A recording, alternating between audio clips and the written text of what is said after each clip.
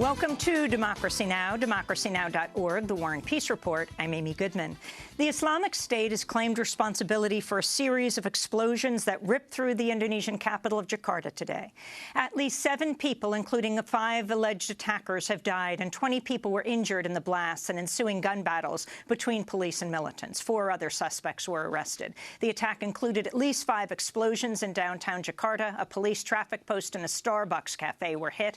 The Indonesian president, Joko Widodo, called it an act of terror. We condemn these attacks that have disturbed the peace of society, and we want to spread this message to the nation and society. I ordered the authorities to catch those responsible for the attacks and even those out there that are involved in this. We as a country, we should not be frightened by what has happened, this act of terror. We should stay calm because everything will be under control. In Turkey, a car bomb blast has killed at least 6 people and wounded 39 after hitting a southeastern police headquarters. No one's taken responsibility for the attack, but the Turkish government's blaming the Kurdistan Workers' Party, known as the PKK.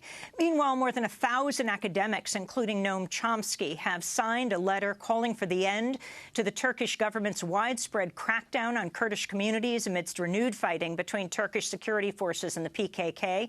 Under the banner Academics for Peace, the letter states Turkey's attack these settlements with heavy weapons and equipment that would only be mobilized in wartime. This deliberate and planned massacre is in serious violation of Turkey's own laws and international treaties to which Turkey is a party. In China, authorities have formally arrested one of the country's most prominent female human rights lawyers. Wang Yu has been held since July 2015, when China initiated a national crackdown against human rights attorneys. Her family received a notice of her formal arrest this week. She's accused of inciting subversion and, quote, causing a disturbance. In Egypt, 3 journalists and 1 press freedom activist have been sentenced to prison on charges of belonging to the Muslim Brotherhood and, quote, publishing false news. Mohammed Adli with the independent newspaper Tahrir, Hamdi Mokhtar with the website El Shab al-Jadid, freelance journalist Sharif Ashraf, and press freedom activist Abu Bakr Khalaf all have been sentenced to 3 years behind bars. The Committee to Protect Journalists reports Egypt's among the worst jailers of journalists in the world. Meanwhile, in Argentina, the renowned radio host Victor Hugo Morales has been ousted from his long-running morning program on Radio Continental amidst a crackdown on press freedom under the new right-wing president, Mauricio Macri. Executives ordered Morales off the air Monday, saying his contract had been terminated. Speaking on a colleague's program minutes later, Morales said, quote, "This takes place amidst a suffocating, terrible situation for democracy and for freedom of expression in Argentina." Morales' firing comes amidst massive protests against President Macri's proposed media reforms, which include repealing a law outlawing monopolies by media companies.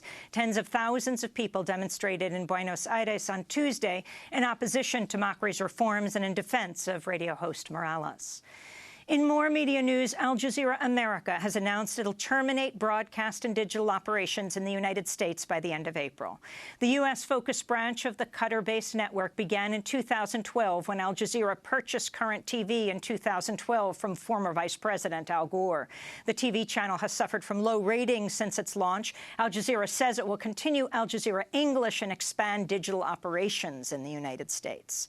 Pentagon officials have confirmed a new force of U.S. Special Operations troops has arrived in Iraq. Speaking at Fort Campbell, Kentucky, Wednesday, Defense Secretary Ash Carter said the new troops are working with Iraqi forces to combat the self-proclaimed Islamic State. Pentagon officials first announced this new deployment of Special Operations troops in December, saying they would likely number around 100 soldiers.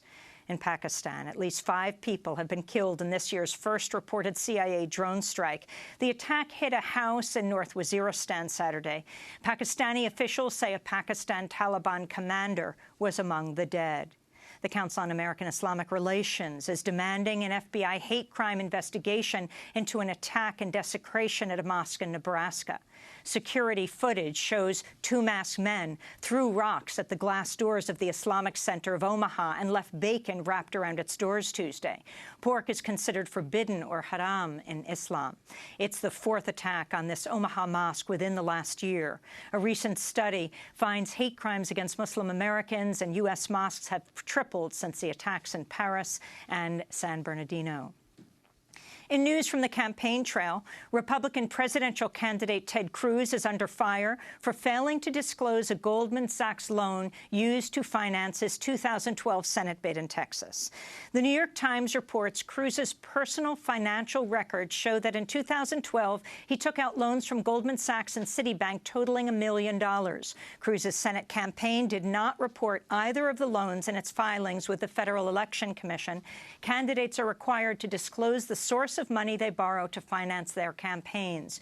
Cruz's wife, Heidi Cruz, is currently on leave as a managing director at Goldman Sachs. The revelations come ahead of tonight's Republican presidential campaign debate in North Charleston, South Carolina.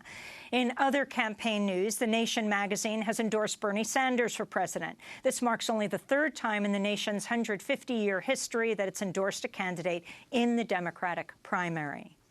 In Flint, Michigan, officials confirm at least 10 people have died from Legionnaire's disease amidst a surge in infections caused by the waterborne bacteria. The announcement of the uptick in infections and deaths over the last 2 years comes as Flint is already under a state of emergency over lead-poisoned water. The poisoning began after an unelected emergency manager appointed by Michigan Governor Rick Snyder switched Flint's water source to the corrosive Flint River in a bid to save money.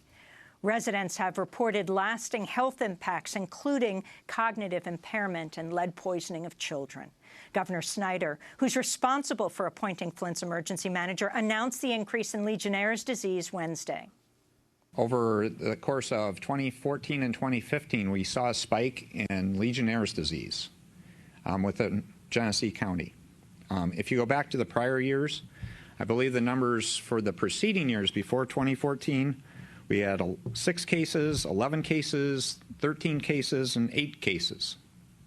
In 2014, we had 45 cases. And then in 2015, there were 42 cases. Officials have stopped short of tying the uptick in Legionnaire's cases to the water poisoning, citing a lack of evidence. This comes as the National Guard arrived in Flint to distribute clean water and filters. Flint residents are calling for Governor Snyder's resignation, and a number are calling for his arrest over the water crisis. And in New York, Governor Andrew Cuomo's State of the State was disrupted Wednesday by New York City Assemblyman Charles Barron, who criticized Cuomo for failing to address high levels of poverty. Barron represents East New York, a low-income neighborhood in Brooklyn. In a grainy cell phone video shot by an audience member, Barron can be heard saying, quote, "This is not real. Come to the neighborhoods." What brought... Poverty is high. Okay, Assemblyman. And the poverty is high. And those are some of the headlines. This is Democracy Now!, democracynow.org, The War and Peace Report. I'm Amy Goodman. And I'm